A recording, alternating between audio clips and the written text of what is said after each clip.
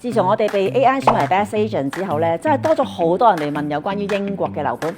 其中一樣最多人問嘅咧就係喺倫敦裏邊有冇啲一線嘅靚景樓盤，方便佢哋翻工翻學。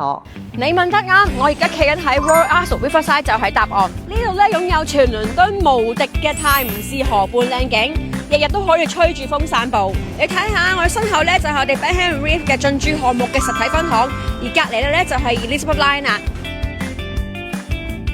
呢度咧去市中心 Bond Street 咧都係23分鐘，一線直達，真係無敵啊！朝頭早出門可以順道去 Gale 買杯 Flat White， 放工翻嚟可以去樓下 M&S 買餸。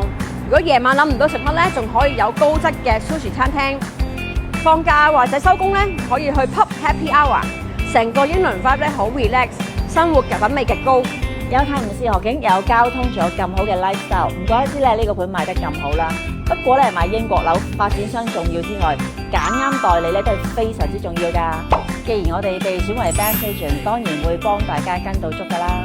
有我哋香港同倫敦兩地團隊嘅無縫對接，無論係買樓定係售後嘅租務管理，行落樓就有我哋幫手，大家真正可以買得安心。